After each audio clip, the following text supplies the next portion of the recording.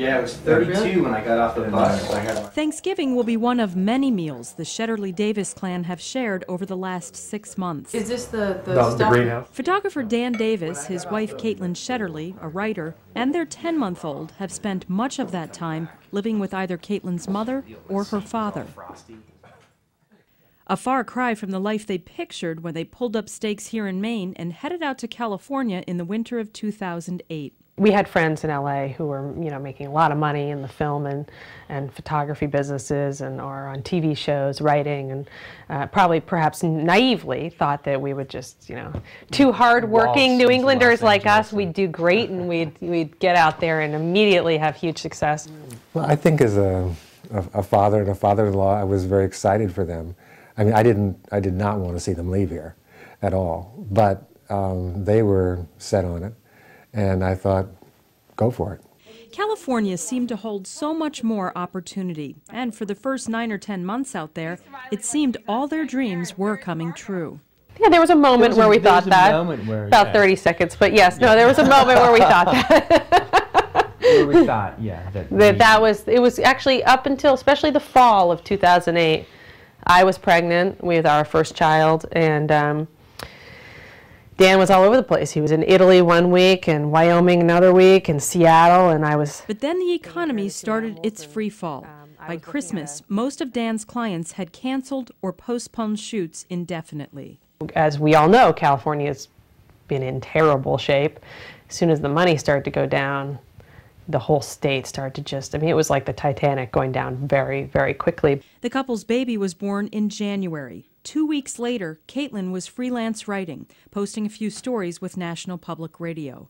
By February, Dan had applied for hundreds of jobs and had one promising interview. The Ritz-Carlton. Working for the Ritz-Carlton as their banquet coordinator. But it was like, and it was $12 an hour. The manager told Dan he'd make a decision by mid-April. And Dan just came home and said, we don't have a month and a half, Caitlin. We can't do this. I said, we can't. I said, we have enough money to pay the rent for next month to pack up and get out of here. Caitlin and Dan say it was the most difficult decision of their lives to come home to Maine. Dan in particular felt like a failure and was very uncomfortable asking their families for help.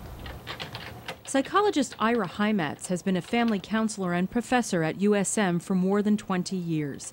He says the trend has grown exponentially in the last year and a half. We've had some of that parents have moved away for better job opportunities, maybe sold their home and plan to live in another part of the country, and some of those options didn't work out, and some of them are coming back, and now they're living with their grown children who are here. So the roles are getting reversed. Heimatz strongly advises families to map out how it will all work. We did. We spent a great deal of time thinking about how it would work. Caitlin and Dan came up with ways to earn their keep. It was a way of giving back, but also, for me, a way of providing or giving back to Caitlin's mother, who would have had someone come and pay someone to come and split wood or do some of these other jobs. It was something that I could do that then felt like, well, I don't have money to contribute to food this week, but I can do these other chores which will help you save money in the long run. Heimatz reminds people you should say no if you don't feel able or willing to provide the assistance which is being asked of you. My experience has been that it's much worse when the person says yes, but then there's constant battles about almost everything, about how the kitchen's used. Is it clean enough? Are you contributing to the heat? If it's not welcome, there's going to be other kinds of hostility that's going to come out.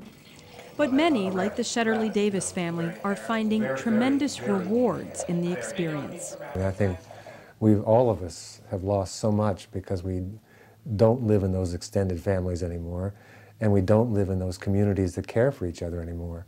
And that's what we need to be doing. And that's what, strangely, this is what the opportunity we're given. One of the many things this family is grateful for this Thanksgiving. In Portland, Kathleen Shannon, News Center.